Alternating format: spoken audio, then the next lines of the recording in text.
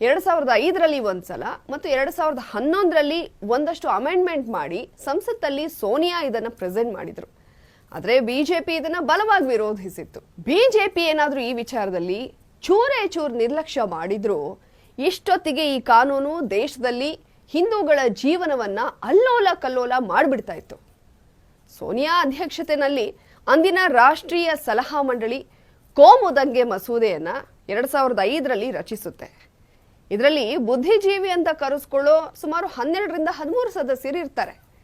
ಈ ಕಾನೂನಿನ ಉಪಯೋಗ ಏನು ಅಂತ ಕೇಳಿದ್ರೆ, ದೇಶದಲ್ಲಿ ಕೋಮು ಗಲಭೆ ನಡೀದೇ ಇರೋ ಹಾಗೆ ತಡೆಯೋಕೆ ಈ ಕಾನೂನು ಅಂತ ಕಾಂಗ್ರೆಸ್ ಹೇಳುತ್ತೆ. ಒಂದು ವೇಳೆ 2014ರಲ್ಲಿ ಕಾಂಗ್ರೆಸ್ ಅಧಿಕಾರಕ್ಕೆ ಬಂದಿದ್ರೆ ಈ ಕಾನೂನು ಜಾರಿಯಾಗೇ ಬಿಡ್ತಾ ಇತ್ತು. ದೇಶದ ಪುಣ್ಯಾನೋ ಹಿಂದೂಗಳ ಪುಣ್ಯಾನೋ ಕಾಂಗ್ರೆಸ್ ಸೋತ್ ಹೋಗುತ್ತೆ. ನರೇಂದ್ರ ಮೋದಿ ಸರ್ಕಾರ ಅಧಿಕಾರಕ್ಕೆ ಬರುತ್ತೆ.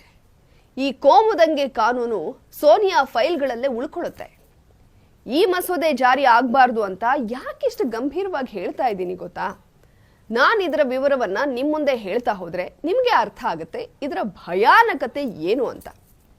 ಈ ಮಸೂದೆ ಪ್ರಕಾರ ಧಾರ್ಮಿಕ ಅಥವಾ ಭಾಷಾ ಬಹುಸಂಖ್ಯಾತರು ಅಲ್ಪಸಂಖ್ಯಾತರ ಮೇಲೆ ನಡೆಸೋ ಹಿಂಸೆ ಮಾತ್ರ ಕೋಮು ಹಿಂಸೆ ಅಂತ ಕನ್ಸಿಡರ್ ಆಗುತ್ತೆ. ಆದ್ರೆ ಅದೇ ಅಲ್ಪಸಂಖ್ಯಾತರು ಬಹುಸಂಖ್ಯಾತರ ಮೇಲೆ ನಡೆಸೋ ಹಿಂಸೆ ಕೋಮು ಹಿಂಸೆ ಅಂತ ಕನ್ಸಿಡರ್ ಆಗೋದಿಲ್ಲ. ಇಲ್ಲಿ ಬಹುಸಂಖ್ಯಾತರು ಅಂದ್ರೆ ಹಿಂದೂಗಳು, ಅಲ್ಪಸಂಖ್ಯಾತರು ಅಂದ್ರೆ ಮುಸಲ್ಮಾನರು. ಇಷ್ಟೇ ಅಲ್ಲ, ಇನ್ನೂ ಇದೆ ಕೇಳಿ. ಈ ಮಸೂದೆ ಪ್ರಕಾರ ಮುಸ್ಲಿಮರಿಗೆ ಸಂಬಂಧಿಸಿದ ಯಾವುದೇ ಗಲಭೆ ಪ್ರಕರಣಗಳ ವಿಚಾರಣೆಯನ್ನ ಯಾವುದೇ ಹಿಂದೂ ನ್ಯಾಯಾಧೀಶರು ನಡೆಸೋ ಹಾಗಿಲ್ಲ. ಅಷ್ಟೇ ಅಲ್ಲ, ಹಿಂದೂ ವಕೀಲರು ವಾದ ಕೂಡ ಮಾಡೋ ಹಾಗಿಲ್ಲ. ತನಗೆ ತಾರತಮ್ಯ ಆಗಿದೆ ಅಂತ ಯಾವುದಾದ್ರೂ ಮುಸ್ಲಿಂ ವ್ಯಕ್ತಿ ಆರೋಪ ಮಾಡಿದ್ರೂ ಸಾಕು, ಅಂಥ ಹಿಂದೂ ವ್ಯಕ್ತಿಯನ್ನ ಯಾವುದೇ ವಿಚಾರಣೆ ಇಲ್ದೇನೆ ಜೈಲಿಗೆ ತಳ್ಳೋ ಅಧಿಕಾರ ಪೊಲೀಸರಿಗಿರುತ್ತೆ. ವಿಚಿತ್ರ ನೋಡಿ, ಇದರ ವಿಚಾರಣೆಯನ್ನ ಅಲ್ಪಸಂಖ್ಯಾತ ನ್ಯಾಯಾಧೀಶರೇ ಮಾಡ್ಬೇಕಂತೆ.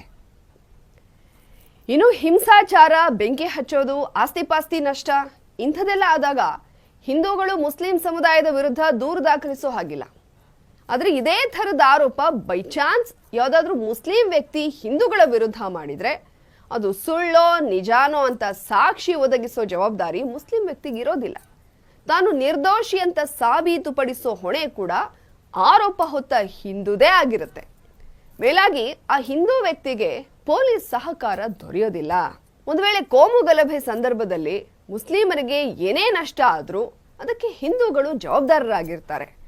ಆ ನಷ್ಟವನ್ನ ಹಿಂದೂಗಳೇ ಭರ್ತಿ ಮಾಡಿಕೊಡ್ಬೇಕು. ಇನ್ನು ಮುಗ್ದಿಲ್ಲ. ಹಿಂದೂಗಳ ಮನೆಯಲ್ಲಿ ಬಾಡಿಗೆಗೆ ಅಂತ ಇದ್ದಲ್ಲಿ ಮುಸ್ಲಿಂ ವ್ಯಕ್ತಿ ಬಾಡಿಗೆಗೆ ಕೇಳಿ ಬಂದ್ರೆ ಅದನ್ನ ಯಾವುದೇ ಕಾರಣಕ್ಕೂ ನಿರಾಕರಿಸೋ ಹಾಗಿಲ್ಲ. ತಾನು ಮುಸ್ಲಿಂ ಅನ್ನೋ ಕಾರಣಕ್ಕೆ ಮನೆ ಕೊಡ್ಲಿಲ್ಲ ಅಂತ ಅವನೇನಾದ್ರೂ ದೂರು ಕೊಟ್ರೆ ಸಾಕು, ಮನೆ ಮಾಲೀಕನನ್ನ ಜೈಲಿಗೆ ತಳ್ಳಬಹುದು. ದಂಗೆ ಸಮಯದಲ್ಲಿ ಹಿಂದೂ ಮಹಿಳೆಯರ ಮೇಲೆ ಅತ್ಯಾಚಾರ ಆದ್ರೆ ಅದನ್ನ ಅತ್ಯಾಚಾರ ಅಂತ ಪರಿಗಣಿಸೋದಿಲ್ಲ. ಇದನ್ನ ಮಹಿಳೆಯರ ವಿರುದ್ಧ ಮುಸ್ಲಿಮರನ್ನ ಪ್ರಚೋದಿಸಿದ ಪ್ರಕರಣ ಅಂತ ದಾಖಲು ಮಾಡಲಾಗುತ್ತೆ. ಎಲ್ಲದಕ್ಕಿಂತ ವಿಚಿತ್ರ ಅಂದ್ರೆ, ಇದು ವಿಚಿತ್ರ ಅನ್ನೋದಕ್ಕಿಂತ ಭಯಾನಕ ಅನ್ನೋದು ಸರಿಯಾದ ಪದ. ಹಿಂದೂಗಳೇನಾದ್ರೂ ಧಾರ್ಮಿಕ ಕಾರ್ಯಕ್ರಮಗಳನ್ನ ನಡೆಸೋದಾದ್ರೆ ಆ ಪ್ರದೇಶದ ಅಲ್ಪಸಂಖ್ಯಾತರಿಂದ ನೋ ಅಬ್ಜೆಕ್ಷನ್ ಸರ್ಟಿಫಿಕೇಟ್ ಪತ್ರನ ತರಬೇಕು. ಅಂದ್ರೆ ನೀವು ಗಣೇಶ ಚತುರ್ಥಿ, ಅಣ್ಣಮ್ಮ, ಚಾಮುಂಡಿ ಏನೇ ಮೆರವಣಿಗೆ ಮಾಡೋದಿದ್ರು ಅವ್ರ ಒಪ್ಪಿಗೆ ತಗೊಂಡು ಮಾಡಬೇಕು. ಇದು ಈ ದಂಗೆ ನಿಯಂತ್ರಣ ಕಾನೂನಿನ ಬ್ರೀಫ್ ಡೀಟೇಲ್ಸ್. ಜಸ್ಟ್ ಇಮ್ಯಾಜಿನ್, ಇದೇನಾದ್ರೂ ಜಾರಿಗೆ ಬಂದ್ರೆ ಹಿಂದೂಗಳ ಪರಿಸ್ಥಿತಿ ಏನಾಗಬಹುದು ಅಂತ. ಓಲೈಕೆಗಾಗಿ ಇಂಥ ಕಾನೂನು ತರೋ ಮಟ್ಟಕ್ಕೆ ಇಳಿಬಹುದಾ? ಅಕಸ್ಮಾತ್ ಕಾಂಗ್ರೆಸ್ ಮತ್ತೆ ಅಧಿಕಾರಕ್ಕೆ ಬಂದ್ರೆ ಈ ಮಸೂದೆಗೆ ಮರುಜನ್ಮ ಸಿಗಬಹುದಾ ಅಂತ ಆತಂಕ ಆಗೋದಿಲ್ವಾ? ಈ ವಿಚಾರಗಳು ಬಹಳಷ್ಟು ಕಡೆ ಚರ್ಚೆ ಆಗಿದೆ. ಬಿಜೆಪಿ ಸಂಸದ ಸುಬ್ರಹ್ಮಣ್ಯಂ ಸ್ವಾಮಿ ಅವರ ವಿಡಿಯೋಗಳಲ್ಲೂ ಈ ವಿಚಾರ ಪ್ರಸ್ತಾಪ ಆಗಿದೆ. ಈ ದಂಗೆ ನಿಯಂತ್ರಣ ಕಾನೂನು ಮೇಲ್ನೋಟಕ್ಕೆ ತುಂಬಾ ಒಳ್ಳೆ ಕಾನೂನು ತರ ಕಾಣಿಸುತ್ತೆ. ಆದ್ರೆ ಇದರಲ್ಲಿರೋದು ಇಂಥ ಭಯಾನಕ ಅಂಶಗಳು ಅನ್ನೋದು ಗೊತ್ತಾದ್ರೆ ಬಹುಶಃ ಯಾವ ಹಿಂದೂ ಧರ್ಮೀಯರು ಕೂಡ ಸೋನಿಯಾ ಗಾಂಧಿಯನ್ನ ಕಾಂಗ್ರೆಸ್ ಅನ್ನ ಒಪ್ಕೊಳ್ಳೋದಕ್ಕೆ ಸಾಧ್ಯನೇ ಇಲ್ಲ ಅಲ್ವಾ? ಈ ಕಾರ್ಯಕ್ರಮದ ಬಗ್ಗೆ ನಿಮ್ಮ ಅನಿಸಿಕೆ ಅಭಿಪ್ರಾಯಗಳನ್ನ ಕಮೆಂಟ್ ಬಾಕ್ಸ್ ನಲ್ಲಿ ತಿಳಿಸಿ. ನ್ಯೂಸ್